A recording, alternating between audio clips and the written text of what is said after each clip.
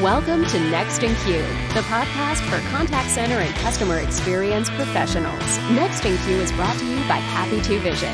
Eliminate blind spots and see right through every conversation with Happy 2 Vision. Learn more at ajppitu.com. Now, here's your host, Rob Dwyer. Thank you for joining another episode of Next in Queue. My name is Rob Dwyer, and today I am honored to be joined by the Senior Vice President of Global Customer Care and Support at Alvaria, Randy Johns. Randy, how are you? Hey, I'm doing great, Rob. How are you doing? I'm doing great. Welcome to the show. So let's start. We're recording this on the heels of your vacation, which we were just talking about before we got started. So let's talk really quickly about that. Where was the vacation and what did you do? Yeah, so I live outside Austin, Texas, and if anyone's familiar with Texas, there's not a lot of natural lakes, and most people fish in Texas are fishing for big bass or gar. Alligator gar is the big fight in Texas, but we love going up to Minnesota and fishing for northern. I love fishing for northern pike. Love the fight, the strike, the whole experience. And so I had a really good fishing experience last week, and also caught a nice sized walleye along the way. So can't get enough fishing. Had a really nice time. Yeah, that's fantastic. As I told you, I love some walleye. I used to live in Minneapolis for a couple of years and have had some family live there, and that's definitely my favorite when it comes to freshwater fish eating. I grew up in Kansas where we fish too, but there's a fish called crappie. I know people, it's not spelled that way. That's what we would fish for, and the bones in those things are the smallest bones you've ever seen, and trying to clean those is it's a nightmare. That's what it is. Yeah. There's a lot in the lake I was fishing in, and a lot of people fish for them. A lot of people love them. I'm with you. Yeah. So you are not from Texas, and you are not from Minnesota. No, I'm from neither. I was actually born and raised in Pittsburgh. So I'm an East Coaster in terms of a lot of my style and pace, and born and raised in Pittsburgh, and I'm a big Pittsburgh sports fan. So you could probably chew up your entire podcast just baiting me into talking about Pittsburgh sports. Okay, well, I mean, I think we can do a little bit of that. Let's just talk about the Steelers, because it's a whole new era really that's coming along with the Steelers. And I'm a Chiefs fan, grew up a Chiefs fan, and I suffered for a really long time as a Chiefs fan while the Steelers were winning Super Bowls, but I think maybe the fortunes have changed a little bit. How did you feel about the end of last season? Yeah, well, it's when you're a spoiled Pittsburgh Steelers fan, you have aspirations for a Super Bowl every year, and getting into the playoffs every year. So it certainly has been a turn of events with teams like Kansas City and Buffalo and others that are playing extremely well. But I've grew up in the 70s, watched 4 Super Bowls being won, and then kind of a little bit of a wall in between Terry Bradshaw and then back into the Bill Cowher era and Ben Roethlisberger, and then just winning season after winning season, and then Mike Tomlin, and I just a spoiled Steelers fan, used to success and used to winning, and so anything less than that is obviously a disappointment. Yeah, I know that feeling when it comes to college basketball. Being a Jayhawks fan, it's very much the same. We are used to winning, and we get really spoiled and upset when things don't go our way. And so I get it. But I'm glad that that the Chiefs are kind of where they are today. It's actually the entire AFC is really exciting right now. Yeah, it is. Okay, well, this is not a podcast about sports as much as sports seems to enter into the conversation. Let's talk about kind of how you got started in the contact center business. Where was your first entry point into that business?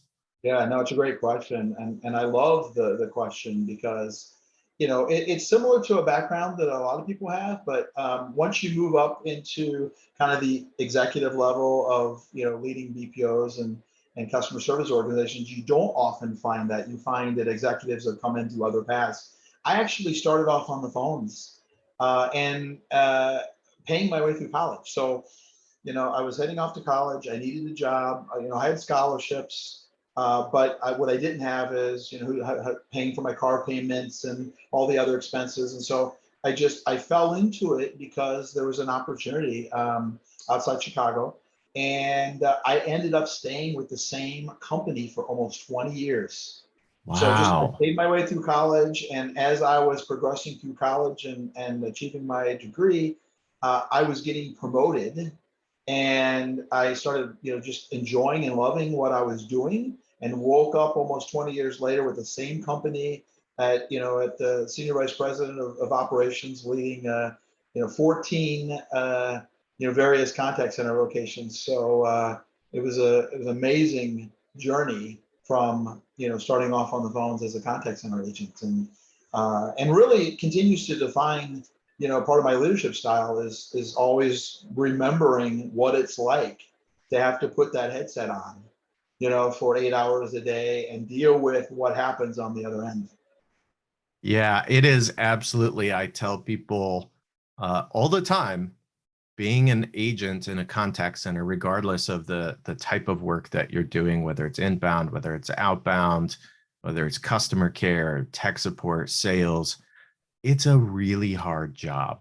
It is often considered entry level, but it is a really hard job. And it's only gotten harder as the technology has progressed, which has, number one, put more onus on the agent as to the different channels that they support and the different systems that they have to use. But it's also because some of the more simple things are being deflected into self-service, that the complexity level of the average call has increased because the things that can't be self-serviced are ending up with the agents. And so you're not getting as many of those just simple, I need to reset my password, or I need to pay my bill, or whatever the case may be. So it's a really challenging role. Yeah, no, you're absolutely right. And add to that the customer expectations. So think about this: every customer who deals with the customer service org for their cable company, and then they deal with the customer service org for their bank, and they deal with the customer service org for the utility company, and then for their favorite retailer. Well, the best of those experiences then sets the bar for every other experience, and so therefore those customers' expectations continue, right, to be elevated. And so that pressure is then transferred onto the agent. So in addition to the most complex interactions remaining out there, as you said, the customer expectations are heightened. Yeah, absolutely. And I think we have only continued to see that. And I don't know that that's going to change. And certainly, I think that's why a lot of organizations now are really leaning into customer experience and, chief customer experience officer and that kind of role to really make sure that they're addressing those expectations and doing a good job of it, because certainly not everyone is at this point. So I'm curious, right? You're cutting your teeth 20 years in one organization, but then you left, right? And for someone to spend that amount of time in one organization, and you kind of learn, right, the way that things are done in a particular organization, you probably know almost everyone. And then you go to a different organization, you walk in, it's fresh, you know almost no one, maybe no one. And what was that like? Yeah, Rob, that's a great question. So I will say in full transparency, it probably took me 18 months to muster up the courage to leave.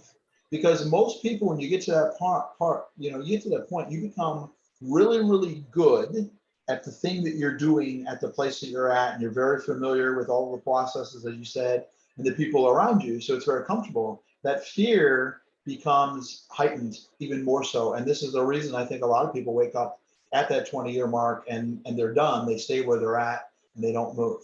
And I'm a big advocate for loyalty and staying, at the same location. But the challenge for me was I was reflecting on, am I really learning and growing? Right. And what Mm, else is out there? Because all I know is this company that I grew up under.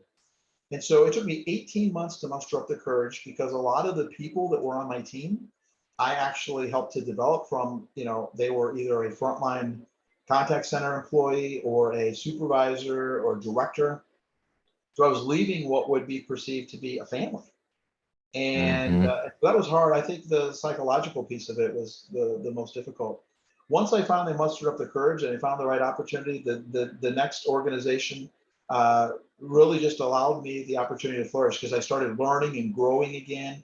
I learned so much in that first year when I made that next move than I had learned the 5 previous years. And that wasn't any thing negative about the previous company. That was just a product of the environment and my willingness or unwillingness at the time to go make a move. And so once I made that move, I started learning so much and really was able to leverage those 20 previous years at company A to be able to come into the second company and truly make a difference. And I felt like my career really flourished as a result of making that move.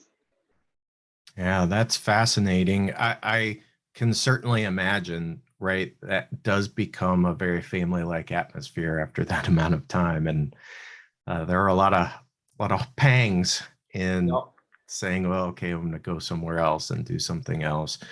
One of the things that I've talked about with some of the guests that I've had on the show who have worked for various size organizations is just the difference in working for, let's say, a small startup, right? And the ease at which you can pivot and do things differently versus a really large organization. You've led some really large organizations, and we even talked about kind of the how you can compare a large organization to like one of these giant Navy ships and how long it takes to turn something like that.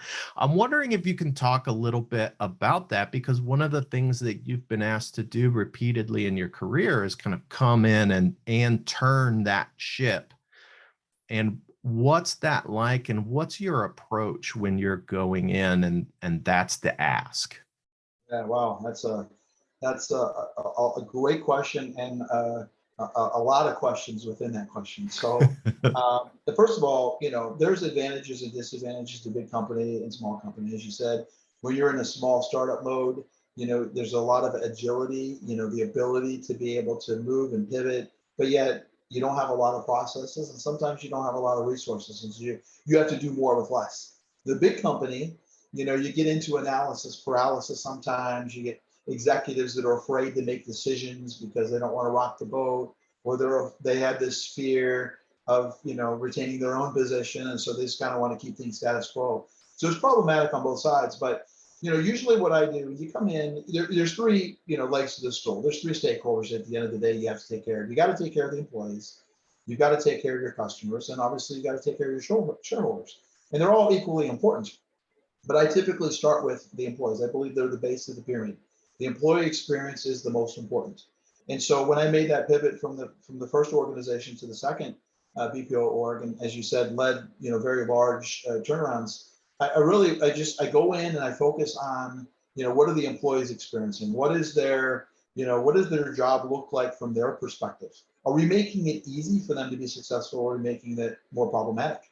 I remember this one example where I went in and what I inherited was, we were last place out of 7 suppliers on the stack rank based on performance. And so when I looked, the agents were being given 7 to 10 metrics on their scorecard to focus on. And when you think about 8 hours a day, you're just taking repetitive incoming calls. Are you really thinking about the 10 different metrics that you got to hit? And so really, we looked at boiling it down into what are the 3 big rocks, right? What are the 3 things that we can just get our entire team to execute on over and over and over again? Will it take care of most of everything else? And that helped us be successful. We took care of the employees, then we moved on and started focusing on the customers and the relationship and what our customers were trying to achieve from a business outcome standpoint. And then when we started doing that, the financials took care of themselves. We didn't have to worry about the financials because we were taking care of the employees, then enabled us to be able to take care of the customers. Yeah, I think that is really going to resonate with a lot of people today as we think about the environment that we're in. And there are just so many companies that are struggling with whether it's retention or it's hiring and the financials and trying to make everything work. Like if you focus on those employees, it can make all the difference in the world because the other pieces just start to fall into place when you do that. That same organization, something that I always think is interesting is that you were leading an organization that was really kind of pioneering at that time some work from home. And this is, a dozen years ago or so. I'm curious to hear kind of what you learned from that experience and how that's translated to how you've looked at work from home, both pre-pandemic, during the pandemic, and now that we're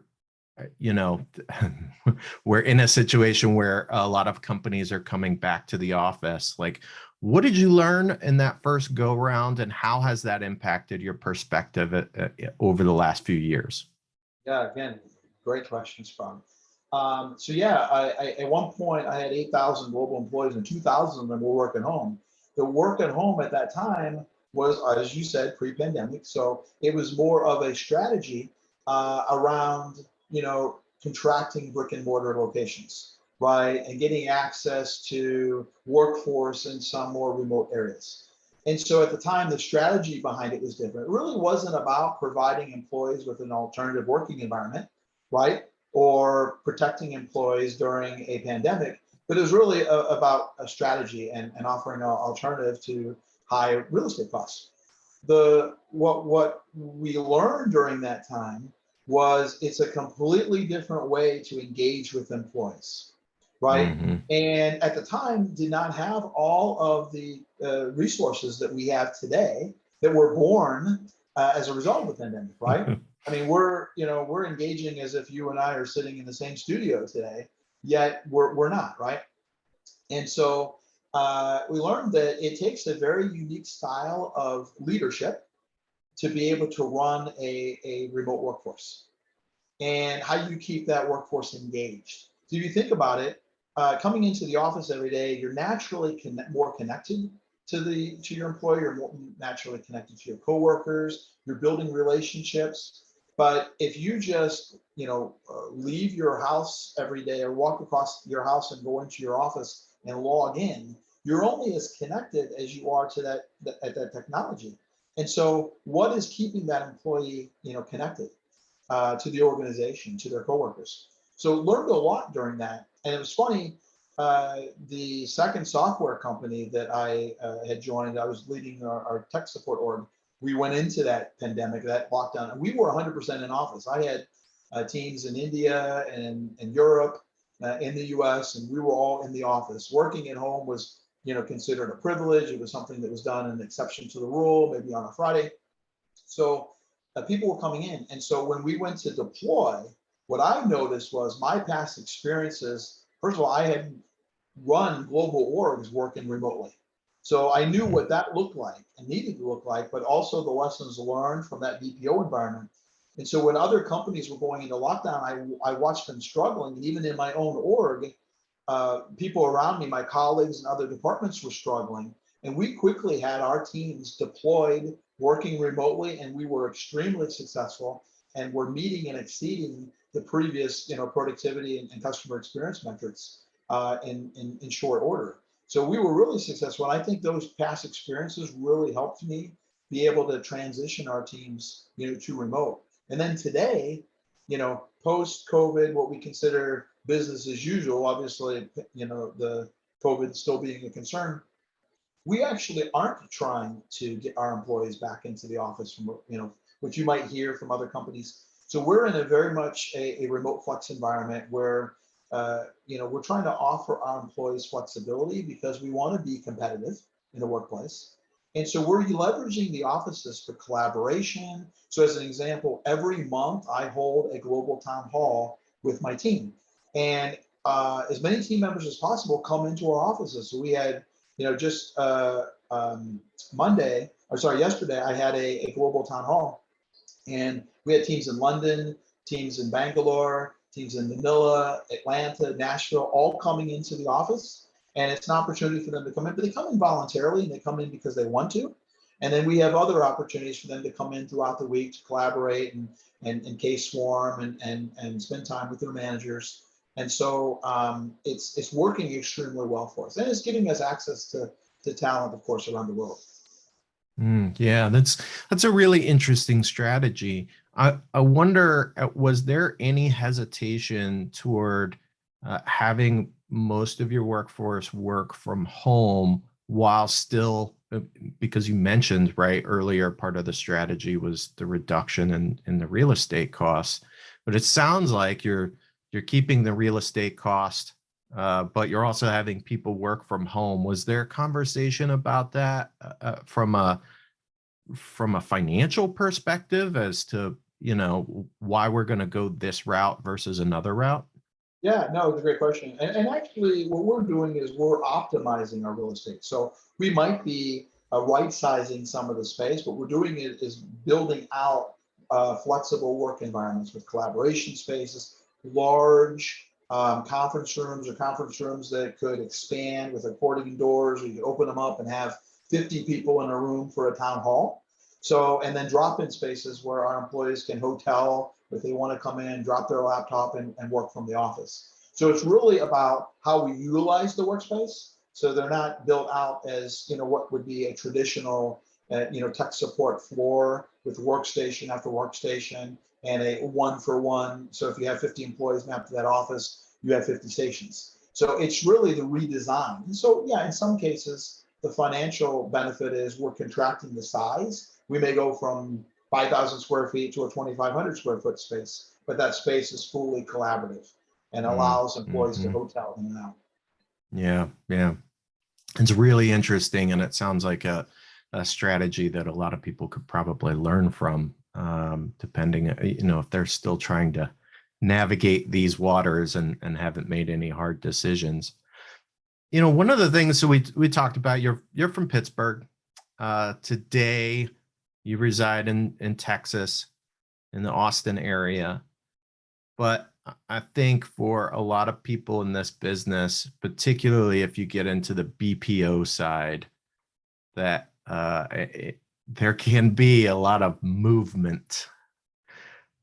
First of all, I'd like to hear kind of some of the different places that you've ended up living, but also then, what's that like when you're making a decision, like, do I take this role? And that role means I'm going to move to this city. And what are some of the things that you found challenging and or exciting about those? Yeah. So I've lived in Chicago for almost 25 years, and that was just a product of after exiting college and being part of the original company that I started with. It was based out of Chicago, and so that's where I lived. The first relocation for work was from Chicago to Dallas, and that was the culture there was very much about everyone needed to be in the office. I mean, it was from the top down. Everyone needed to be in the office. And so, yeah, there's a lot that goes into it, because is this the right opportunity for me? Is this the right move? And do I uproot and leave, my home and move my family all the way, to another state? And so there's a lot that goes into that. Um, and so, for me, Texas was attractive. We wanted to be in Texas. We felt like there was a lot of growth and opportunity there. Um, uh, and then the opportunity was right because it was the opportunity to pivot out of BPO into tech and SaaS, which again is another segue in my career, because once you are in BPO leadership, if you look at the resumes or the background of most people in BPO, they stay in BPO the entire time. Yeah. And they just kind of move from BPO company to BPO company. And even at the executive level, they go and keep hiring people from the same BPO space. And they want to be digital companies. They want to be tech companies. They don't want to just be butts and seats contact center companies, but they keep surrounding themselves with leadership that only knows BPO. It's kind of funny. And that's part of the reason why I made the pivot. I said, hey, how can I differentiate myself? I've got, at the time, 25 years in BPO, almost 20 years with one company and going on 6 with the second. And that was the other part of the thought process, Rob, was it was an opportunity to get outside BPO, leverage, my global experiences and take it to a SaaS organization. And so, got to spend almost 3 years with the first company, almost 3 years with the second company, a successful exit, from PE-led exit to a publicly traded company. And now, on my third software company, digitally transforming this org, and it's really exciting. And then our move to Dallas to Austin, by the way, was personal. We, being allowed the flexibility to work, where we wanted, looked at Austin as a good opportunity, because Austin was becoming a tech hub. Right, a lot of tech companies moving to Austin and thought, okay, this is going to be good for the future, good for my career. And so we're in Austin today. Yeah, it's an amazing city as long as you don't have to deal with the traffic. So, but having lived in Chicago for a really long time, I suppose it doesn't faze you. Dallas traffic isn't exactly a piece of cake either. If you talk to someone from LA, talk to someone from New York, talk to someone from Boston, Atlanta, it's always, oh, our traffic's the worst. And they're all right. Yeah, they're all right. Yeah. They've not been to Bogota. That's or Manila. Yeah, well, I've been to both, and you're right about that. I think people get a little nervous driving in Chicago or New York. Should try driving in Delhi or in Manila. Yeah, absolutely. It's a very, very different experience. So aside from obviously the move, and you've talked a little bit about how I've heard some other people say, right, the BPO industry in particular is pretty incestuous, and I think that's what you're talking about with executives moving from one org to another org. I'm curious, what was the biggest difference for you going from a BPO to a SaaS company? Oh, I love it. So, one of the most frustrating things about, working at a large BPO organization is oftentimes your customer wants to, kind of pick out the groceries at the grocery store. They want to kind of develop the recipe, stand in the kitchen with you while you're cooking, and then wonder why the meal doesn't taste any different, because they want to kind of dictate. And you lose your ability to be able to differentiate or really put your mark on, what you think good can look like. And so that can be very frustrating. So moving over and being able to run an internal operation, you really get to take the best practices from all of these organizations, great financial services and tech orgs, and retail and healthcare, and bring them in and say, okay, what problems are we trying to solve? Oh yeah, we did it over here this way. This worked really well for this from this customer, but they weren't doing these other things very well, so I'm not going to emulate that. And you really go and pick and choose all of these experiences off the shelf and go apply them, and you get to really drive the strategy. And so you get to move the needle so much faster. And then BPO, it's a tough grind. I mean, literally every minute, every hour of every day is counted, and it makes a difference in terms of you're making the margin. And in software companies, you make money naturally if you got a good product, and then you take it to the next level by you know helping customers achieve their business outcomes, driving a great customer experience from your overall customer or org. So you have access to more resources, so you can do a lot in a short period of time. And so those are to me, the big differences is really being able to come in and drive the strategy and lead change, and not have so many other factors or variables either working against you or constraining you. Yeah, no, that's really insightful.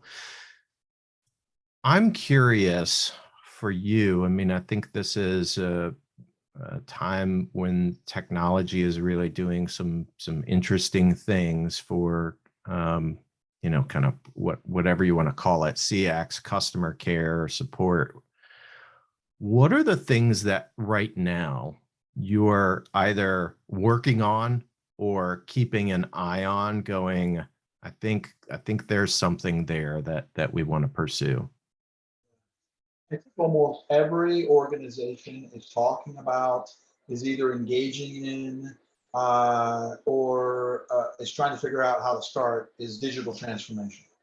And what does that mean? And really, it's all about how do you take technology and processes and improve those in such a way that we can streamline operations, run more efficiently, be able to accomplish more with less. Not because you're trying to downsize your workforce, but because it becomes so much more challenging to hire people in this environment. And so everyone's realizing, well, I can't always double down on, well, I need more people, I need more people. So what can I get from technology? What can I get from improving processes? So one of the most beneficial things that we've done in my current role is we launched our online customer community. And that online customer community is giving our customers one place to go to gain access to knowledge, product documentation, tech docs, previous posts, peer-to-peer collaboration. And so it's enabling our customers to get real-time support 24/7, 365 within that online customer community. And then from there, they can still, open a support ticket or call us. But we're really focusing a lot of our resources and our investments on that digital support experience within the online customer community. And we're seeing a tremendous success. So as an example, and I've been at this current role, going on 9 months now. The day I joined, we were about 70% of our interactions were coming in through the phone channel. And today it's already down to the 40s, just by leveraging, and just in 9 months. So we've been very strategic and purposeful about it. And we've seen a tremendous amount of success, but it's a journey, right? Of building out what that experience needs to look like within the community and making sure that our customers are getting what they need, not only from the knowledge that's there, but being able to interact with their peers. I thought digital transformation was just getting an app. Are you telling me there's more to it than that? I wish it was as easy as that. So I have a question about this community that you have. Do you have customers helping customers? I mean, is it built like a forum?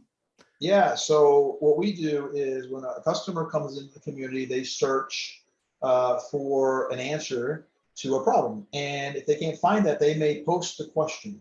And so what happens is other of our customers will go in and actually answer the question because they've already been down that path. They've already had to solve that issue, or they had that particular use case. And if another one of our customers isn't able to answer it within the first, say, 8 hours, one of our own tech support engineers, usually someone from our advanced tech support team, actually goes in and provides the answer, may even reattach, a knowledge article or a link to a tech doc. So it's very successful. But what I like about it is the portion of your question around customers helping customers, because the more that happens, customers tend to trust other customers, especially when they reference, well, I've already had that problem. I'm using the software the same way. I had this use case, and here's what I did.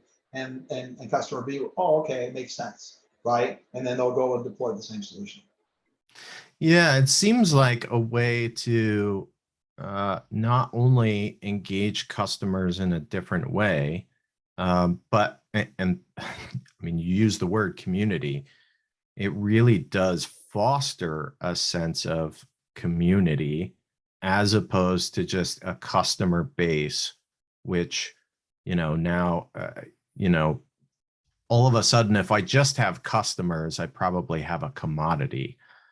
When you have a community, that's a very different experience. And I'm wondering, have you seen any changes in stickiness of customers or any changes in any like customer satisfaction metrics, or what are you seeing from, aside from the reduction in phone inquiries, what are you seeing on the customer side? Yeah, I think the best answer to that question probably would be my previous software company, where I did the same thing with online customer community. Our current community, we just went live with it in April. So we haven't been live with it long enough to be able to comment on things like net dollar retention, which is the primary factor that you use in SaaS when you're looking at customer stickiness. But in our previous, we were able to lift NPS scores by 10 points, right? And we did Wow. see net dollar retention in the north of 100% as a result of the community, because our customers also were able to influence the product there. They were able to get access to um, uh, knowledge as it relates to how to use the product. So they were getting more value out of it. Value realization was also being achieved by leveraging the community. It really helped with customer relationship management because we were able to go in if we saw a customer's having a problem, the customer success manager was able to swoop in, or our technical account manager. There's so many different, resources from the company are able to sit there and observe what challenges the customer is having. And then you can aggregate across all of your customer base, what are the repetitive problems that customers having? What are the new features that customers are looking for out of your products? And then go and take action on that, influence your roadmap, and then come back and transparently report to your customer base within the community. Here's what we're doing. Here were some of your Hmm. ideas that you launched in the idea exchange that we're actually putting on the roadmap. And so that entire 3-year journey, leveraging that community as the end of it, we saw NPS scores up, we saw net dollar retention up, we saw a tremendous amount of value. And of course, the migration of our customers to digital support and reducing our overall cost of support. Yeah, it seems like a great way to tell your customers, and not just tell, but show, hey, we're listening to you. Yep, I agree. And right, we're taking your input and we're initiating these changes based on your input, because I can't imagine a reason to make me want to stay more than a company that's listening to the things that I'm telling them and making changes based on that. So looking forward, I mean, obviously that's a pretty big project that you've got going there. Aside from the communities, are there any kind of things that you're thinking about as far as how to deal with different headwinds that you see that are kind of present or starting to rear their ugly head, I would say, or are there other things that you're looking at that you're just saying, I'm going to keep a pulse on that because that could impact how we do things. Yeah, I think on the employee experience side, just knowing that it's such a competitive marketplace right now, and it's very easy for any employee to go chase, another dollar at another company, is we're really trying to focus on upskilling our employees. So we actually have taken time on the scorecard every month and allocated training hours to our employees to allow them to be able to go and cross train to other products, upskill, and we're doing this around the globe. So really, it's an investment in our employees, because if an employee leaves, we're out there chasing same thing everybody else is chasing. You're recruiting, then you're bringing somebody in, you're trying to onboard and train them to learn the product, and the cost of that is immensely expensive. And so if we can just focus on upskilling our existing employees, right, and allowing them a career pathing journey that they feel like they can control, because we've outlined it for them, which we have. They can go and learn and train. And as they acquire different certifications and they continue to perform well, we're promoting them. As a matter of fact, and all this is relative because without having the size of my org, it may not mean anything, but we just announced in our town hall, there have been 58 employees that have been promoted since January. We've been promoting employees every month, and we're not doing it just to do it. They're marching on this journey, right? And they're acquiring certifications, they're performing well, and we're rewarding them, and they're staying. So the employee experience and the employee journey is really critically important, especially in this competitive marketplace. And so that's another thing that we're focusing on. The third thing, since we're on the topic, so I talked about digital transformation in general, online customer community, the employee experience, and upskilling. The third thing that we're focusing on right now is really case swarming and collaboration. Because, how do you address, and I've got some very super talented people that have been with us 8-10 years, a lot of knowledge. And then you've got employees that have been with us 6 months or a year. There's a chasm there of knowledge. And so are we supposed to just wait 7 years for employee A who's been with us for a year to gain another 7 years of experience? In this day and age and how fast things move, you don't have 7 years. Yeah. And so we're using case swarming and collaboration, and we're really focusing on that right now. We're right on the cusp of some of the things that we want to do, leveraging technology and improve processes, so that the employees that have been with us for 6 months, a year, 2 years, are able to gain access to the other experts throughout our organization in real time and share that knowledge in such a way that the second time they're presented with that event, they can then go solve that same issue themselves. So that's the third thing that we're focusing on right now, and we're going to be investing a lot of resources heading into Q3 and Q4. And that seems like too a strategy that helps mitigate some of the challenges that just comes from work from home, right? When you've got, I think one of the biggest things that organizations realize that they're missing is kind of that collaboration and learning from peers around you. When you think of a contact center in a brick and mortar environment, if you've got an agent in a row or in a pod or whatever the case may be, they're probably hearing all these different conversations that are going on around them. And in a work from home environment, that's one of the biggest things that you lose. Now, all of a sudden, I'm not hearing those conversations, and I'm not just learning from this really skilled person who sits next to me or 2 seats down from me and talks really loudly, and I can always hear them in this ear. But that, right, how we get people to learn from their peers in that work from home environment, I think is something that a lot of companies are trying to figure out. And it sounds like you're very much on that path. Have you done that in the past as well? Yeah, I think one of my favorite examples was, again, that closing the knowledge gap.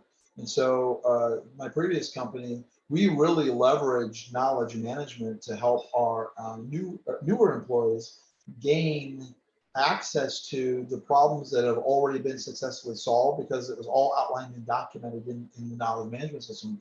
So one of the great examples, and I just used it in a staff meeting today, is we would give our new employees 10 practice cases where they had the foundational training. We never presented this exact scenario with them.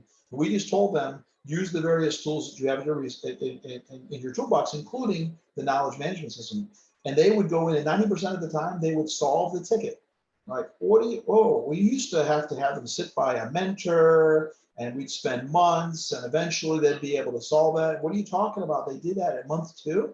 Yeah, because if the knowledge article is effective enough for a customer to be able to solve an issue, or we think it is, then certainly a new employee who has foundational training should be able to read that same knowledge article and solve that same ticket. And so we saw a tremendous amount of success. That's a portion of the knowledge sharing. And then obviously the case swarming, leveraging online collaboration tools where a newer employee can reach out, whether it's Teams, Slack, Zoom, whatever the collaboration tool of choice is, but it's about having a collaboration tool and allowing employees to be able to get access to that subject matter expert. so they can Mhm. kind of swoop in. And it could be 2 or 3 people that all help for 5 minutes, 30 minutes, or an hour, help that engineer be able to resolve that issue. But then that engineer walks away with that knowledge. So next time they're presented with that issue, they can solve it themselves. Yeah, absolutely. Well, that's fantastic insight, and I know that you know uh, any company out there that's working on solving employee engagement and how do I upskill employees and how do I navigate work from home, like there are a lot of things that we've just talked about here. Like this is gold. Rewind it, people. Listen to it again, and feel free to reach out to me. I don't know that you want people just emailing you, but I do know that you're on LinkedIn, and so people can reach out to you there if they want to shoot you a quick little question and find out Yeah, a little bit more about a obviously, topic. subscribe to your podcast and reach out to you. You have access to me, but I am on LinkedIn. So if anyone wants to reach out to me, they can certainly do that. Yeah. Mention your podcast when they reach out to me. Yeah, definitely. That's the way to do it. Now, you don't have a book to give away because I've had other people that have books that they give away. So I don't know. Do you have a fish that you can just put in the mail and send to someone? Yeah, I don't Anything think like that'll be a that? good experience once they open it. But no, yeah, actually, I'm not here to pitch anything. I just, you and I talked, and we crossed paths at one of the companies that I Yeah. used to work at, and I thought what you're doing is great, and I'm here to just chat with you. So, but yeah, people can reach out if you need help. I'm happy to help out. But yeah, I don't have a book to pitch Okay. it with. No books and no fish. Sorry, folks. I don't know what to tell you. I mean, I try to get the best, and Randy's one of the best, but today he doesn't have a book and he doesn't have a fish to send you. Randy, seriously, though, I really appreciate you being so generous with your time. It's been great to get to know you better and to talk about some of your experiences. And I know that the people listening will get some really good insights out of this. So thank you very much. Thank you so much for having me. I really enjoyed it, and you're doing really, really good work here.